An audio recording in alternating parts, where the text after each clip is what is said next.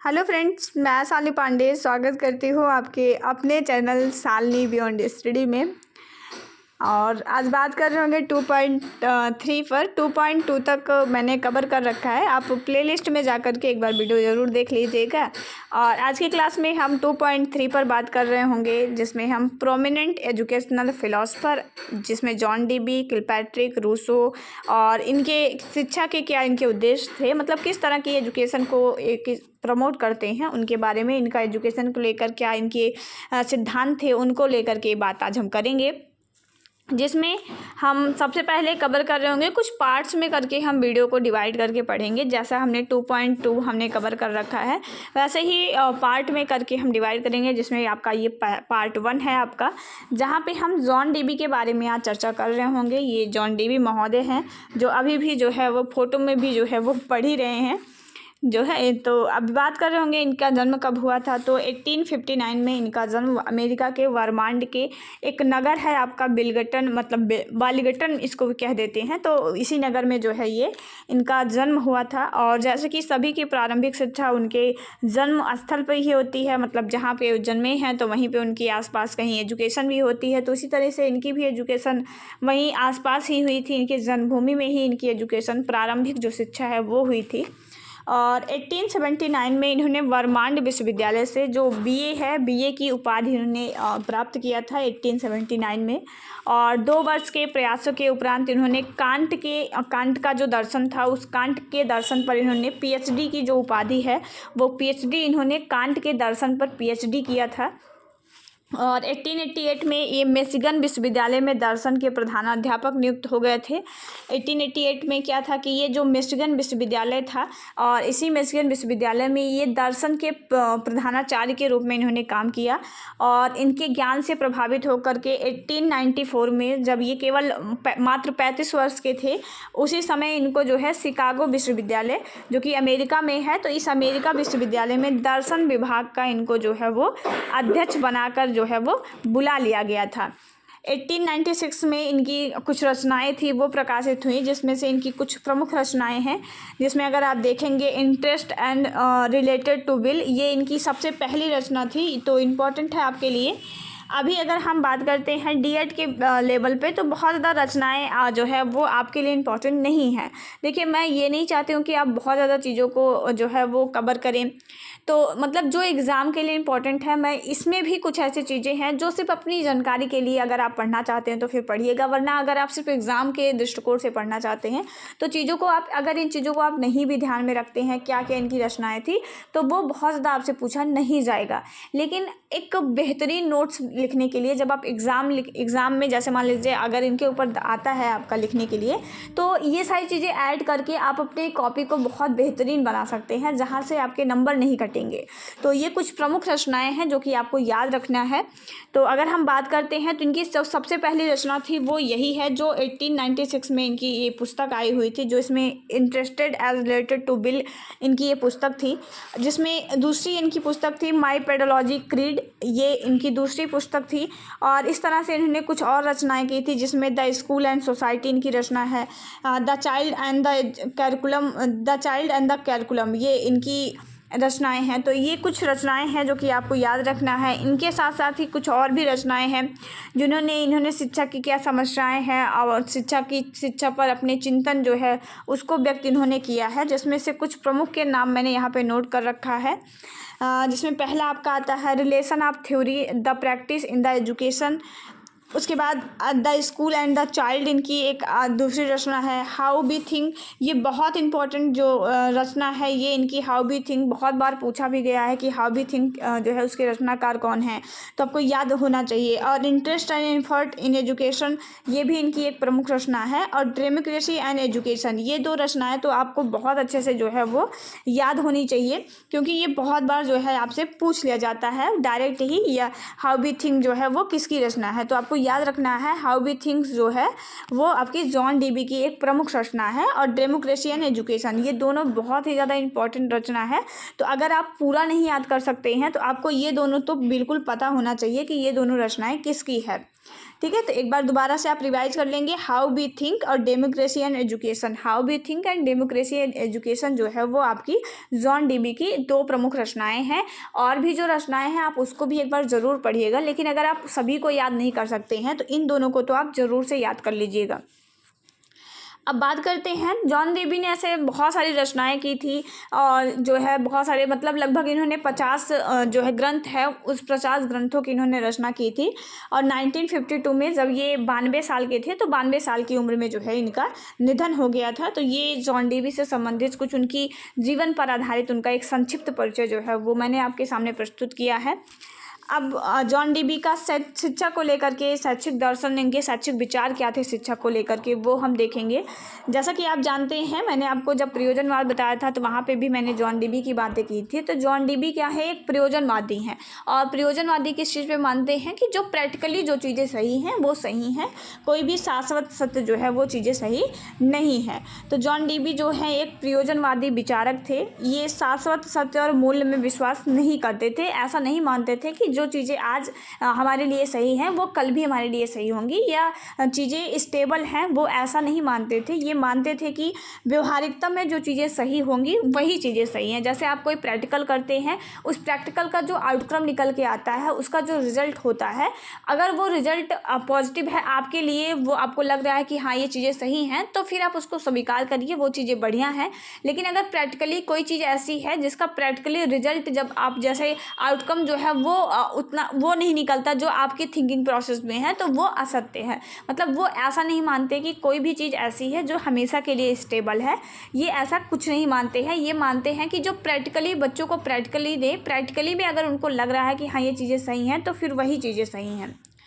इनका पूर्णतः विश्वास था, इनके अनुसार यह संसार परिवर्तनशील है, और परिवर्तनशील संसार में आप परिवर्तनशील सत्य और मूल्यों की कल्पना उचित नहीं है। मतलब ये मानते हैं कि संसार परिवर्तनशील है, और किसी अपरिवर्तनशील चीज़ को, जैसे आप ईश्वर को मानते हैं तो ईश्वर तो अपरिवर्तनशील है, और आप उसी ईश्वर को सिर्फ सत्य मानते हैं जो कि संसार परिवर्तनशील है, या फिर कोई आप ऐसी पार्टिकुलर कोई भी ऐसी चीज़ को आप जो सत्य मान लेते हैं तो वो निरंतर चिरकाल तक सत्य रहेगी, वो ऐसा नहीं मानते हैं। ये मानते हैं कि जो संसार है वो परिवर्तनशील है, तो हमारे जो मूल्य हैं वो भी परिवर्तनशील हैं, हमारे जो शिक्षा के उद्देश्य होंगे वो भी समय के अनुसार जो है वो चेंज होते रहेंगे, वो एक जैसा हमेशा नहीं रहेंगे।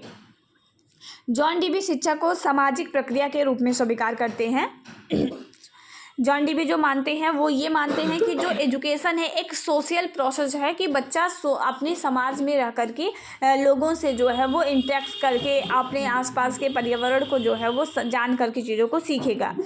इनका स्पष्टीकरण है कि मनुष्य कुछ जन्मजात शक्तियाँ लेकर के पैदा होता है, और सामाजिक चेतना में भाग लेने से उसकी इन शक्तियों का जो है शक्तियों में विकास होता है। मतलब जॉन डीबी ऐसा मानते हैं कि जो मनुष्य होता है वो अपने अंदर कुछ जन्मजात शक्तियाँ लेकर पैदा होता है। जैसे आप भी जानते हैं कि हर इंसान के अंदर कुछ ना कुछ एबिलिटी ज़रूर होती है। आपने जो है अब आगे चल के आप पढ़ेंगे जो है, जो सार्वभौमिक व्याकरण का सिद्धांत दिया जाता है, और जो है आपको बताया जाता है कि जो है ये लेडी की बात जो है वो किया जाता है कि बच्चे के अंदर जो है वो इनैट एबिलिटी होती है, बच्चे के अंदर कुछ जन्मजात शक्तियाँ होती हैं। जैसे नॉम चॉम्स्की का नाम आपने सुना होगा, कि जो कहते हैं कि बच्चे के अंदर कुछ जन्मजात शक्तियां हैं, और उन जन्मजात शक्तियों का हमें बस एक इन्वायरमेंट देकर के विकास करना है। वैसे ही जॉन डीबी भी मानते हैं कि बच्चे के अंदर कुछ एबिलिटी है, वो कुछ योग्यताएं जो है वो लेकर के पैदा होता है। सामाजिक चेतना में भाग लेने से उसकी इन शक्तियों का विकास होता है। सामाजिक चेतना का मतलब है कि बच्चा जब समाज में भाग लेता है, समाज के लोगों के साथ घुलता मिलता है, समाज को देखता है और समाज से सीखता है, तो उसकी जो ये शक्तियाँ रहती हैं, मतलब उसके अंदर जो भी एबिलिटी है, जैसे उसके अंदर मान लीजिए गाने की एबिलिटी है, ठीक है, मतलब अच्छा संगीतकार है वो, उसके अंदर वो अच्छा गा लेता है, तो जब उसको एक प्रॉपर इन्वायरमेंट मिलेगा उसके समाज में, तो उसकी जो गाने की क्षमता है, जो वो एक अच्छा मतलब उसके अंदर जो एबिलिटी है सिंगिंग की, वो और ज़्यादा इम्प्रूव हो जाएगी, और उसकी जो योग्यता है उससे वो वही उसकी एजुकेशन हो जाएगी कि हाँ वो गाने में अच्छा है तो फिर वो उसी में अपना डेवलपमेंट जो है वो कर लेगा। शिक्षा का उद्देश्य ये मानते हैं कि इतना सा है कि बच्चा समाज में खुद को ढाल सके, और वो तभी ढाल पाएगा जब आप उसकी उसकी जो इनैट एबिलिटी है, जो भी उसकी क्षमता है, आप उसकी क्षमता को बढ़ा दें। आप जो भी उसके अंदर क्षमता है, आप उसकी क्षमता को बढ़ाने के लिए एक प्रॉपर मतलब इन्वायरमेंट आप क्रिएट करके उसको देंगे तो उसकी जो क्षमता है वो बढ़ जाएगी, और यही शिक्षा का मेन उद्देश्य होता है। जॉन डीबी ये भी मानते हैं कि मनुष्य संसार में रह करके नित्य नए नए अनुभव करता है, और इन अनुभवों से अपने तथा समाज के उपयोग के अनुभव का वो चुनाव करता है। मतलब ऐसा मानते हैं कि ये जो समाज होता है, बच्चा इस समाज में बहुत सारे अनुभवों को कलेक्ट करता है, उसको अपने अकॉर्डिंग जो अनुभव उसको लगता है कि हाँ ये मेरे काम की है, उसको वो स्वीकार कर लेता है। और जो भी मतलब उसमें से जो भी अनुभव, जैसे हम नित्य प्रतिदिन बहुत सारे अनुभवों को प्राप्त करते हैं, हम अपने जीवन में बहुत सारे अनुभवों को, बहुत सारे लोगों के अनुभवों को जो है वो देखते हैं, सुनते हैं। हमें जो हमारे काम की चीज़ लगती है, हम उस अनुभवों को जो है वो स्वीकार करते हैं, उसे अपने जीवन में उतारते हैं, और उन्हीं अनुभवों के सहारे हम अपने आगे आने वाले जीवन में समायोजन करते हैं। और यही जॉन डीबी जो है वो मानते हैं कि शिक्षा का उद्देश्य भी यही होना चाहिए। जॉन डीबी के अनुसार मनुष्य जीवन की सबसे बड़ी विशेषता है विकास, और वह विकास अनेक दिशाओं में होता है, शारीरिक, मानसिक और सामाजिक। जॉन डीबी ये मानते हैं कि जो मेन पर्पज है एजुकेशन का वो है डेवलपमेंट करना, बच्चे का डेवलपमेंट करना। किसी भी तरीके से बच्चे का डेवलपमेंट आपको करना है, किसी भी चीज़ को कोई ऐसा मतलब एक लचीली व्यवस्था बना करके आपसे बच्चे का डेवलपमेंट करना ही मेन शिक्षा का उद्देश्य होता है, जिसमें हम बच्चे के शारीरिक विकास और उसका मानसिक, उसका सामाजिक, हर तरह के विकास को जो है वो करते हैं। अगर हम जॉन डीबी शिक्षा के उद्देश्य के बारे में बात करते हैं तो इनके अनुसार अगर शिक्षा का कोई उद्देश्य है तो यही कि उसके द्वारा मनुष्य में एक अच्छा और क्षमताओं का विकास किया जाए कि वह अपने वर्तमान जीवन को कुशलतापूर्वक जी सके और अपने भावी जीवन के मार्ग को प्रशस्त कर सके। कहने का मतलब वही है कि ये जो शिक्षा का उद्देश्य मानते हैं, पूरी तरह से ऐसा उद्देश्य मानते हैं कि जो भी एजुकेशन आप बच्चे को दे रहे हैं वो एक ऐसी एजुकेशन हो जिसके माध्यम से बच्चा आगे आने वाले जीवन में समायोजन कर सके। जैसे आप लोगों को एजुकेशन दी जा रही है, आप लोग जो है ये ट्रेनिंग ले रहे हैं, तो आपके भी जीवन का एक उद्देश्य है, आपको भी ये सारी ट्रेनिंग देने का एक उद्देश्य है कि आप अपने जीवन में आने वाली समस्याओं को, या फाइनेंशियली आप जो है स्टेबल हो जाएं, और जो है अपने जीवन को बहुत अच्छे तरीके से जो भी सिचुएशन है उसको ईजिली तरीके से हैंडल कर सके, चीज़ों को सीख सके कैसे हैंडल करना है, बच्चों को कैसे हैंडल करना है।